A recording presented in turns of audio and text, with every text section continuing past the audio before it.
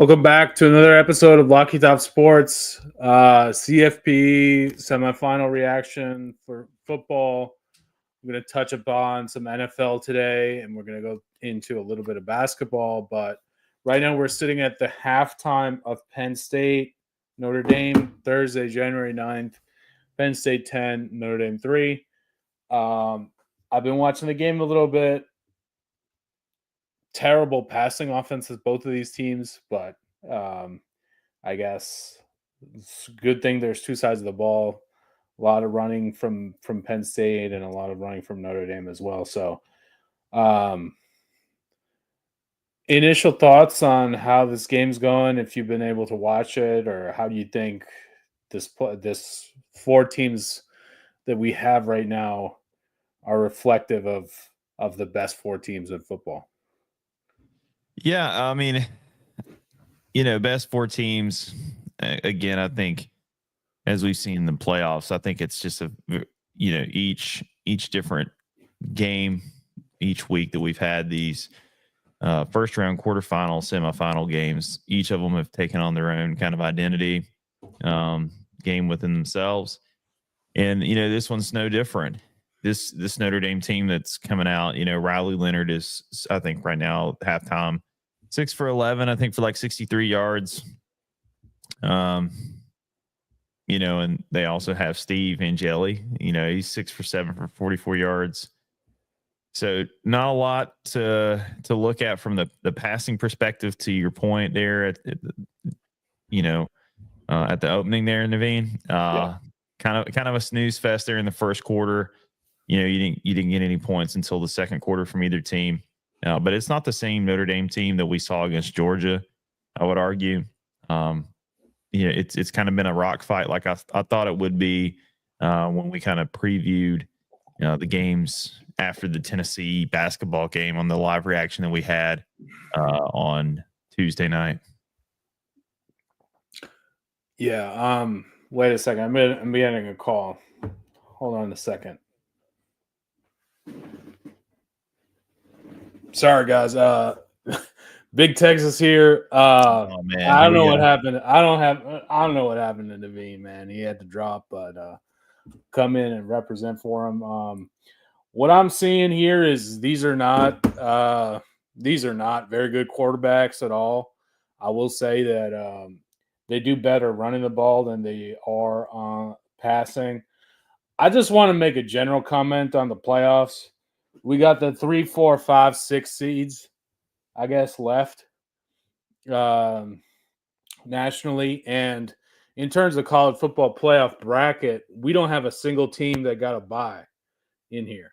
I just think that's funny. You have these conference champions that no longer exist. I think that's interesting. Maybe we're going to have to change up that a little bit going forward, or forward, as Jeremy Pruitt would say. That's right, Big Texas. I really don't know, man. I know you guys got a big game coming up, with Ohio State. I don't think that's going to, turn out the way you think it will. But again, each game has kind of been a surprise in and of itself. This halftime score with Notre Dame and Penn State. Still deep down inside, I still feel like that James Franklin has some way to still botch this and screw it up. So I'm not going to count Notre Dame out by any stretch of the imagination. Still a lot of football left to play. But some of the things that I've seen that make me doubt Riley Leonard all year, even though they've only had that one loss to Northern Illinois. Riley Leonard has never been really that impressive to me. So a lot of the things that I've been negative on him about all year, I think it showed up today and kind of proves why I was kind of critical about Notre Dame's chances against Georgia, but somehow they overcame. I don't know if that was so much of the Gunnar Stockton effect, and they were just kind of out of sorts. Georgia, that is, in that game. But Notre Dame could definitely stand to do a lot better. There's a big room for improvement here. So Yeah, yeah. I think really what I noticed versus Georgia is that was the worst performance by Kirby Smart in a big game I've seen. yeah, Really, did not have the troops ready to go, or did not see that same fire that he usually gets from his team at halftime or anything like that. So I think it was really poor performance. What I'm seeing today from Penn State is they don't need to throw to beat Notre Dame. They don't need to throw at all. They, in fact, Drew Aller is a liability. Five for 13 for 63 yards. He had an yeah. interception thrown back from a holding call, but other than that, really poor performance. But Katron Allen 5 yards a carry, Singleton 5 yards a carry, Warren 10.5 yards a carry, and Aller 5 yards a carry. So if you're gonna do that consistently, five yards a carry, Yeah, I you're mean gonna win the game. it's a line of scrimmage game. You know, we say that a lot on this show, man. And right now, I mean, you look at the disparity in rush yards between Notre Dame and Penn State. I mean, Notre Dame's at 15 yards rushing, and Penn State's at 141 yards rushing. So I think that tells the story. You know, total yards. Penn State's got about 70 total yards of offense more than Notre Dame, because you know Notre Dame's about doubled up Penn State on the passing yards, 107 to 53. But the time of possession, Penn State, I think, is kind of doing the same thing that Notre Dame did to Georgia. They kept it away from them. Notre Dame's got to get some explosive plays, like they had against Georgia too, where they came out, they ran the kickoff after half all the way back for a touchdown. You know, those are the type of things that they're going to need, I think, to kind of get themselves out of this hole that they're in. Yeah. What I'm noticing is, I mean, Penn State is winning the turnover battle as well and running well. It's hard to win the time of possession game if you're doing both of these well. If your opponent is doing both of those parts well, the live line is Penn State minus 9.5, over under 33.5. So they're basically saying 20 points total for second half. Vegas is. Wolf. So, yeah, Trying to sorry if stay. you. I'm trying to stay awake, man. Trying to stay Yeah, awake. yeah. So, I mean, the next game is really the game. Should be one of the games of the year if things are close. Ohio State, Texas, NIL battle, money battle. So hope to get into that. Right now we have the line. Let's do a quick score prediction. So the over under is 53.5, and the line is Ohio State -6. Josh, how do you think this game is going to go? Yeah, I think you know, my natty is going to be Penn State, Ohio State. The Texas game with Ohio State, I mean, I think it's going to be more of the same with Ohio State, just kind of doing whatever they want to do. It's the name your score tool, you know, like whatever they want to win by is basically what's going to go down. There's just no answer for Jeremiah Smith from anybody in America right now. And I know that's maybe a little bit of a hyperbolic take. You know, because again, each game we've seen in the playoffs is kind of, you know, went the opposite of how most people thought it would go. You know, a lot of folks thought that Georgia would beat Notre Dame. A lot of folks thought that, you know, Oregon would at least be a little bit more competitive with Ohio State. You know, we had all the buys. I mean, all of the top seeded teams are gone. It's just been a really weird, you know, playoff to say the least. So I think we've seen who's identified themselves as the you know, head and shoulders far and away better team, and that's got to be the Ohio State Buckeyes right now. So give me Ohio State on any line, any spread, alt spreads, whatever. Blood bank guarantee right there. Okay. Back into it.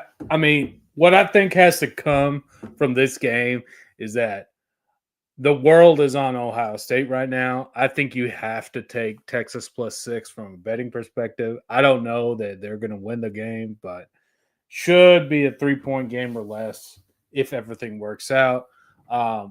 What I notice as a Texas fan is we do the bookends well.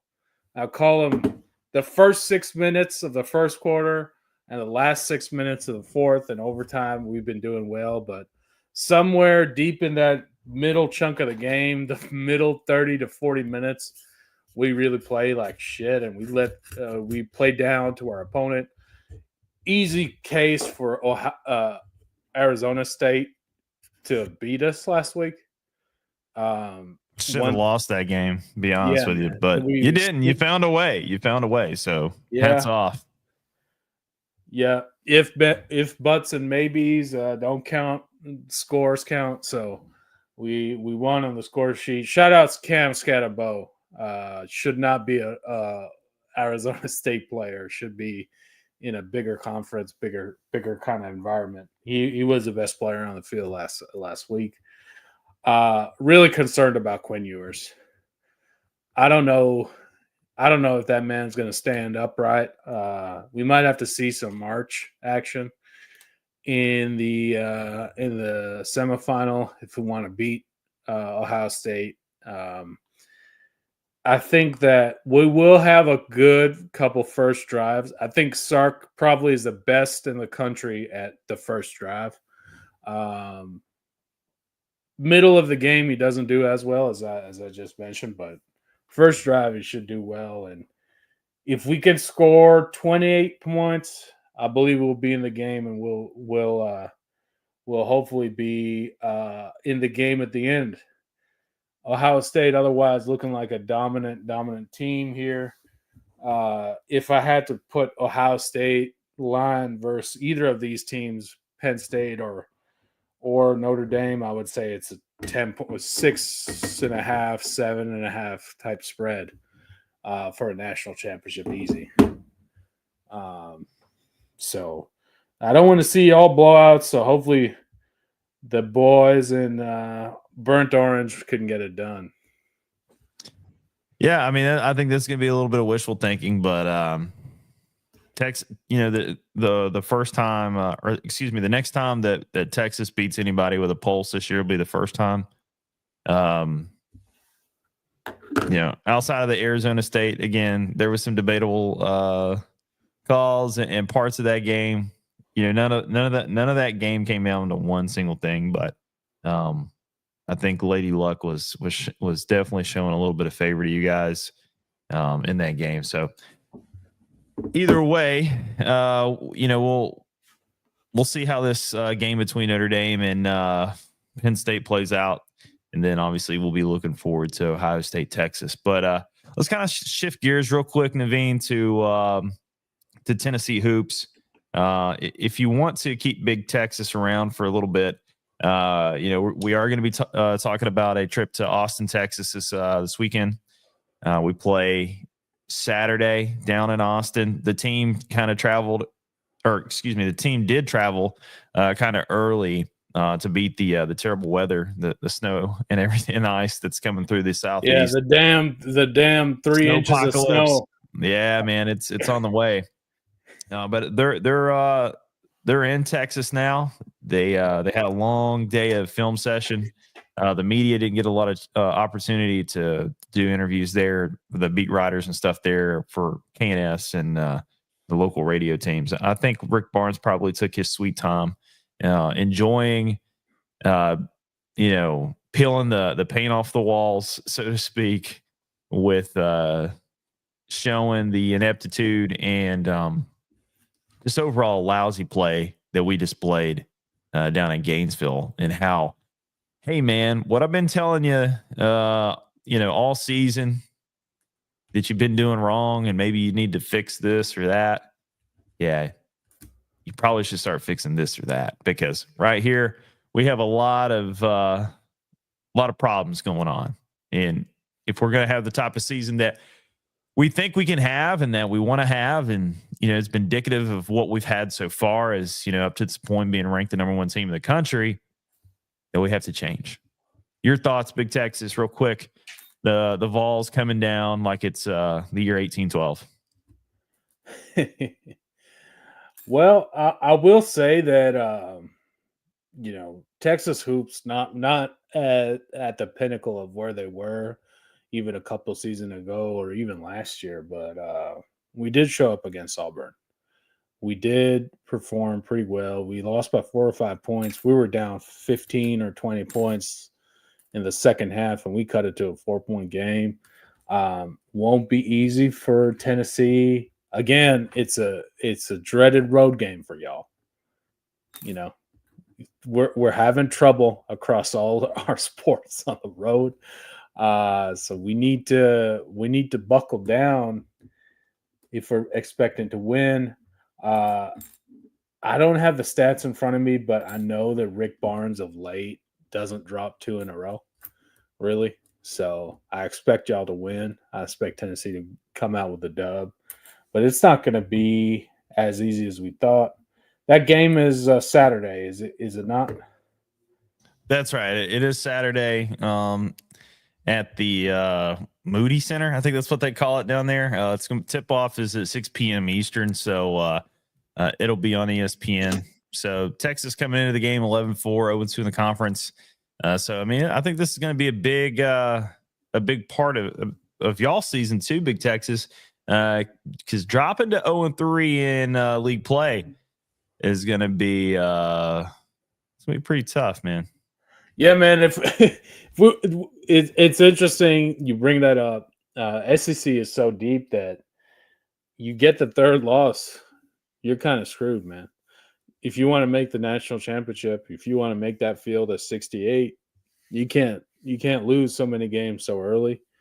So we starting 0-3. That's a pretty big hole, man. I'm not gonna lie. Because I think the sweet spot to even be competitive in the league right now, when you look at it holistically, SEC, I think it goes back to what I was saying the other night. I think your SEC champion, like your regular season champion, is going to be, maybe a 12-5.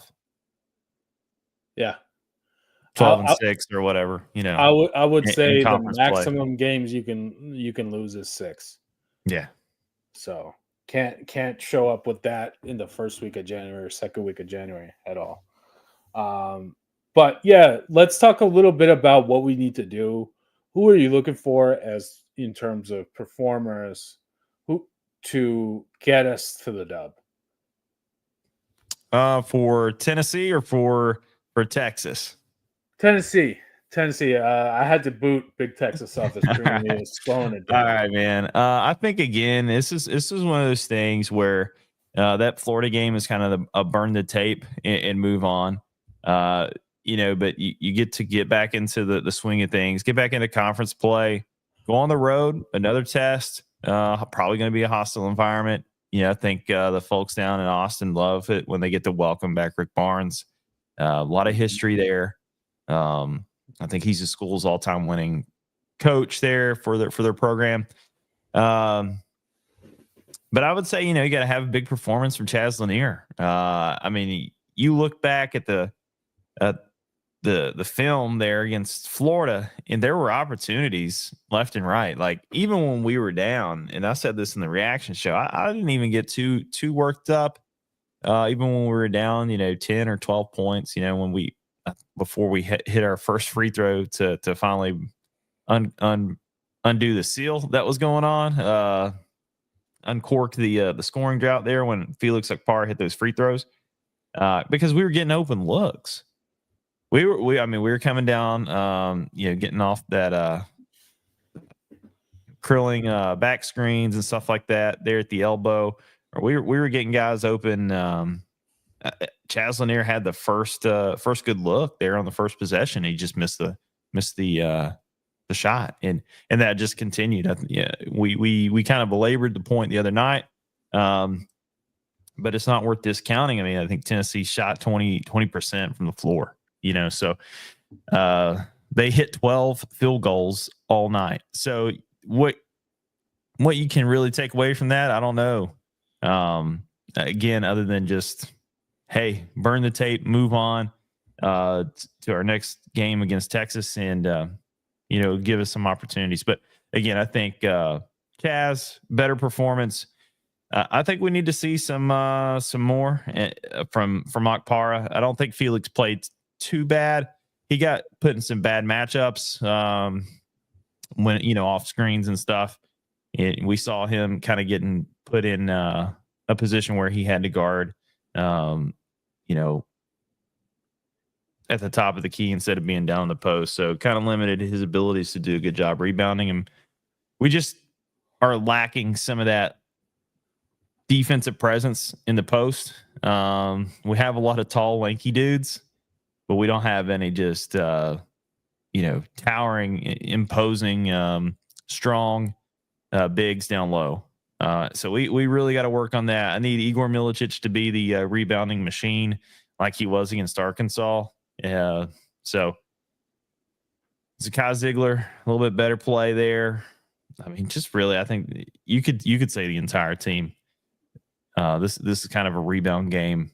All pun intended on that for the basketball team, just in general. What are your thoughts? Yeah, so I will say, like, I've watched Texas a little bit, and they have a little bit stronger front court player in Arthur Kaluma. He's not the biggest guy, 6'7", but he plays big. What does Texas do well? They don't really turn the ball over. They turn over the ball 9 times a game, pretty good versus the rest of the country. They shoot the ball well. They shoot 50% overall. They shoot 40% from three. Everything else, Tennessee has kind of an advantage, and I will say that Texas has not played a defensive team as good as Tennessee. So what do we have to do? We have to make it hard for them to shoot. We have to rebound the basketball, because Kaluma versus Okpara, I will say that Kaluma is a little bit better. But where can we stand out? Definitely, as you mentioned, Chaz has to show up. I think Zakai Ziegler has to show up. And I think that Milicic has to show up. I need to see 10-plus boards from Milicic. I need to see at least 15 points from Ziegler. And I'd like to see above 20 points from Chaz. Just to know that, one game was in the past for him. I think Dalton Connect had a very, very uncanny ability to brush off the bad performances, and I want to see that Chaz has a similar ability. Yeah, I mean, I could say I agree with you there. The injury bugs kind of bit some of our guys. I mean, you got Meshack with the hand injury and stuff, which I think kind of compounded. Even though it's not his shooting hand, it's still an issue for him, and you can tell, which kind of makes a already kind of mediocre shooter into an even worse shooter, which, love you, Meshack, but need a little bit more production there. He's always been a stalwart when it comes to his defensive presence, but going to need a little bit more just of some good luck with getting some guys healthy, shaking back, and getting the bad taste of what happened against Florida Tuesday night out of our mouths. Yeah, man. We need some deep. We need a deep reset, and we need to just purge what happened. Yeah. And before we move on from Tennessee hoops to talk a little bit best bets in NFL, I would say big news today, from two separate fronts. As a Titans fan, obviously, the last 27 years, Mike Keith has been the voice of the Titans on the Titan Radio Network. And Bob Kessling, the voice of the Vols, who's been, holding that position since John Ward left in 1998. after the Vols won the national championship. Kessling's retiring, and my number one pick to be his replacement would have been Mike Keith. It's a no-brainer. Mike Keith worked at the university for many, many years prior to taking the Titans job when they moved from Houston to Nashville. I would say out of the 32 radio broadcasters in the National Football League, Mike Keith has probably been the best in the business year in and year out. And it's evident he's won, a litany of different awards from a stellar career there, and he will be the new voice of men's basketball and the football team. So I just wanted to take an opportunity to bring that up. Mike Keith coming home, the Vol Network and the Tennessee Athletics social media pages, they put out a great video on Mike Keith coming back to Rocky Top, and it's a good watch. I recommend people going out and checking that out. And welcome home, Mike Keith. I can't wait to hear the first sack that we get, on the season next year in football, to hear that famous sack call that he's done year in and year out with the Titans. So bad news for the Titans, losing an icon. He's going to be immediately inducted into their Ring of Honor there in Nashville, deservingly so. But glad to have him in Knoxville and back on Rocky Top. All right, cool. I don't have as much of a personal connection because I've never lived in the area to hear Mike Keith, but good news to hear. I want to get into NFL though. First week of the playoff, boys. We've made it. Playoff we football. Made it. We haven't touched on much NFL in a long time, but we do heat up on NFL in the playoffs. I will say this is when I get hot personally. So I stick to some key tenets Nice. in NFL. The going gets tough, the tough gets going. So what I would say here is we'll go through game by game. We'll give you the spread and we'll give you our pick. Chargers at Texans, Chargers -3. This is the only game where I'm going to take the favorite, guys. Jim Harbaugh is going to cover this -3 pretty easily. Texans very decimated by injuries. CJ Stroud looks like he's a shell of what he was last year. He looks like he's playing Michigan every game. So yeah, he's not doing well. And again, he's playing the Michigan coach. Nobody knows CJ Stroud and how to battle his ass up better like good old John Harbaugh. Than John Harbaugh. So give me Chargers -3 here. Yeah. Was it Jim or John? This is Jim. Yeah, it's Jim. My bad. Wrong Harbaugh, but whatever. We know the OG Michigan man, Jim Harbaugh. He has the elixir, the antidote or whatever for all things Ohio State. Wish that the same could be said for my beloved Vols, but yeah, I'm with you, man. As a AFC South representative here, on the fan side of things, and being a Titans fan, I know how beat up the Texans really are, how bad CJ Stroud really is right now. So yeah, the Chargers, and how about that, man? First year, Jim just resurrecting the Chargers out of the abyss in the NFL there and taking them to the playoffs. Yeah, so I think 2.5 is very easy. That is a quick bag of money. So, again, we always recommend you to be very responsible in your wager amounts.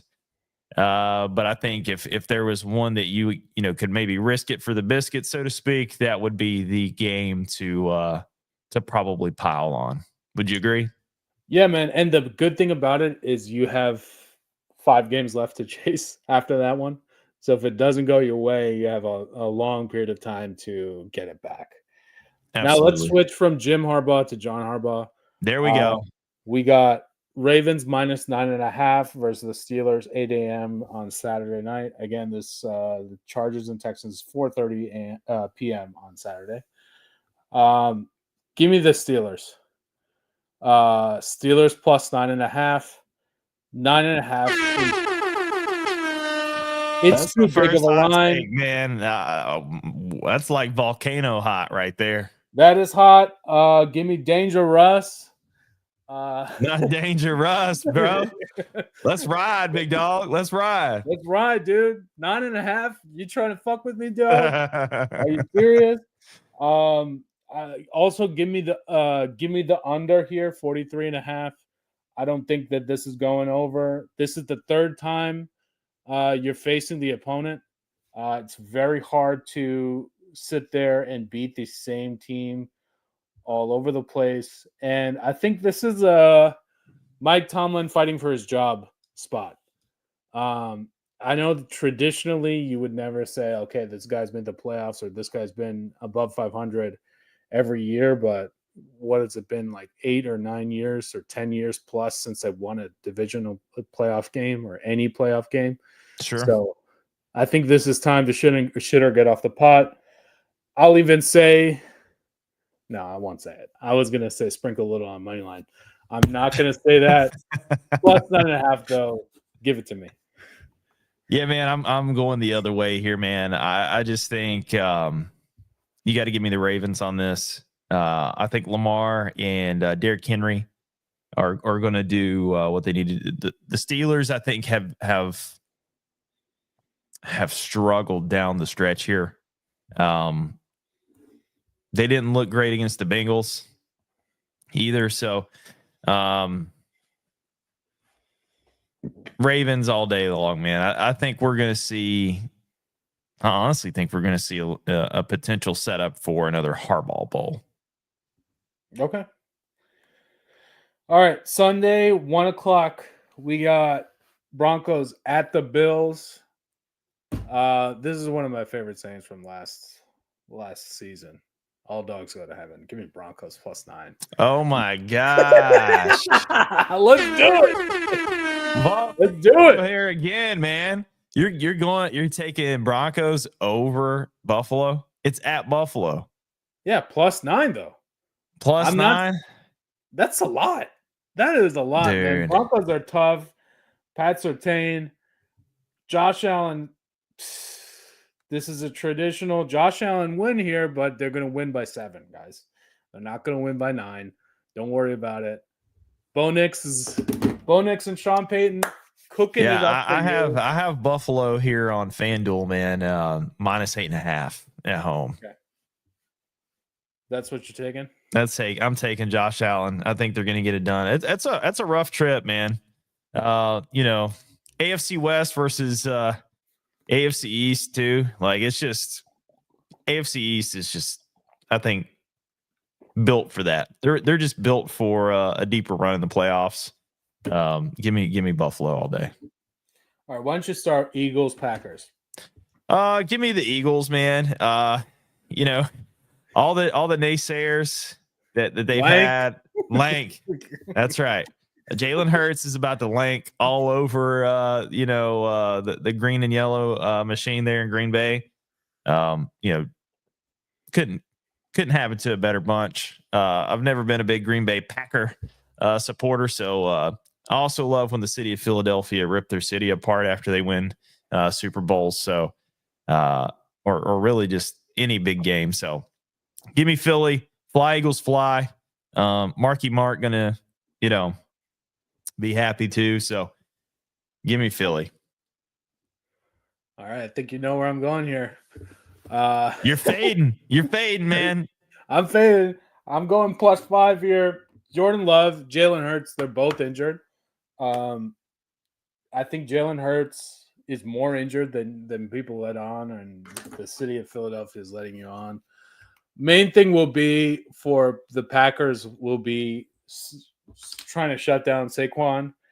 That dude is like jumping over people like and spinning in the air at the same time. Saquon is just having a great year. Yeah. I mean, shout out to the Giants. Yeah, for give letting him him the go. divisional rival like the cheat code. Yeah. Kind of similar to what we saw with Derrick Henry. Like, finally gets on a decent team and is like showing up. So I don't know, man. I think that 5 points is too much. Packers is good. +5. Give it to me. Should see some big time performances from the running backs. And really, what will be the challenge for each of these teams is how well they can throw. Um, I just think that if it comes down to that, I'd rather have Jordan Love than Jalen Hurts. Jalen Hurts might have the better weapons, but Jordan Love is the better quarterback. So give me the +5. All right. Bucks -3 and the Commanders. Why don't you start this one? Man, give me the Commanders. Okay. I think I'm going to go Commanders +3.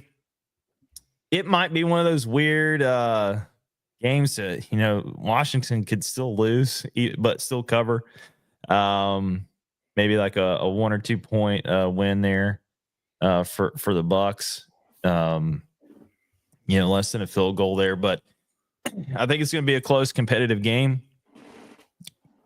I just like our boy from LSU getting the job done, man. I mean, I think he's played a hell of a year for a rookie.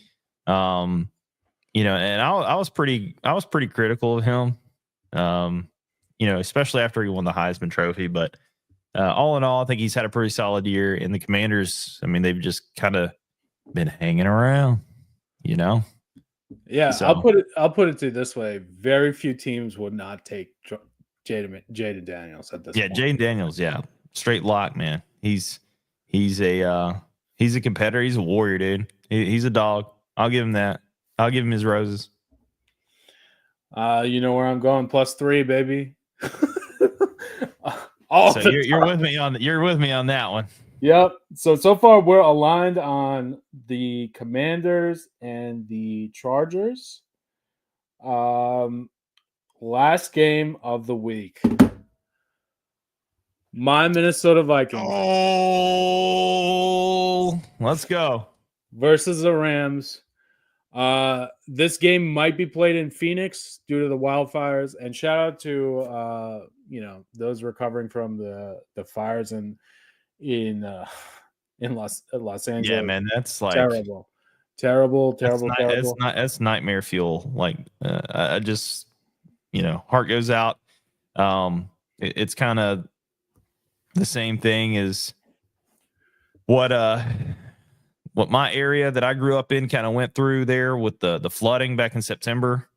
Just kind of the opposite, where they were destroyed by water, and in that part of California now is just being engulfed in flames. So, my heart breaks for them, and I know that's a tough time. So, please keep those people in your thoughts and prayers, and if you can support them, please do so.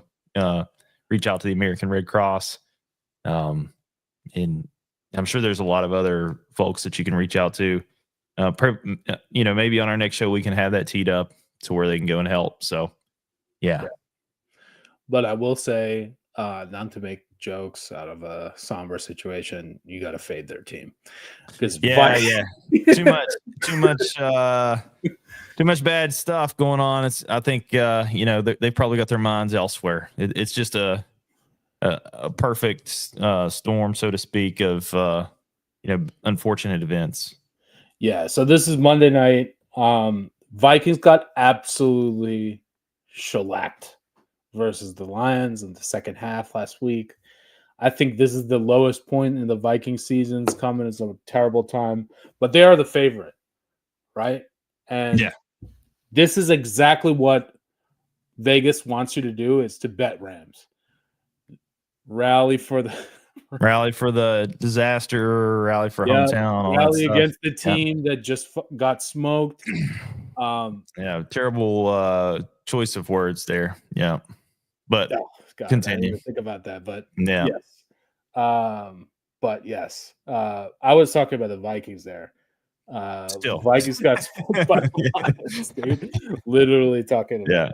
So You got to take Vikings here. Vikings -2.5, big time lock. Hopefully Sam Darnold will not see ghosts again like he was against the Lions, and the next week they'll just end up playing the Lions and lose. Yeah. I think that's what's going to happen. But yeah, those are the 5 or 6 games. Tremendous football going on. I see Notre Dame and Penn State is now tied 10-10. Tied up, boys. The Irish are coming back. So we'll see. We'll see who's in the Natty. It would just be so funny if it's Penn State for Josh. See, because I've been fading them all year. Yeah, yeah. Just fitting. All right, so we covered the college football playoffs. We talked a little bit about Ohio State, Texas, Tennessee, big game at Texas Saturday night, 6:00. So immediately following that, we'll be going live again. We'll be doing our reaction show. We'll probably kick it off there with about a minute left in the second half. Try to hit that sweet spot for you guys to kind of hop on. I know we've had some viewers tonight. Again, we encourage you guys, just get in the comments. We'll read them if you put them on there. We like engaging with you guys. We gave you some good picks for gambling, NFL, Tennessee hoops, college football playoff semifinals. Got a really good track record still going on overall for our units that we've moved and our overall win percentage for all of our gambling picks.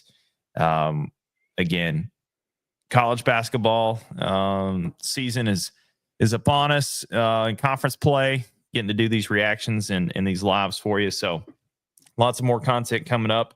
But I appreciate everybody that's coming in with us tonight.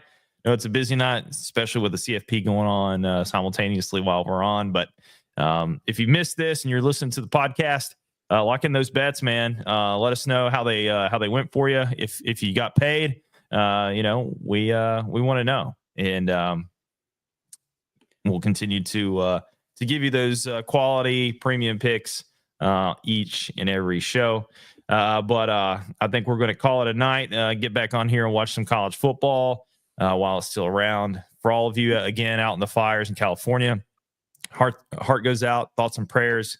If you're in the Southeast, Snowpocalypse 2.0 is coming. Stay safe. For Like Top Sports, I'm Josh. He's Naveen. We'll see you at approximately 8:45, 9 p.m. Saturday night Eastern time, and we'll do our rapid reaction to the Texas and Tennessee basketball game. Be safe. We love you. Go Vols. Go Vols.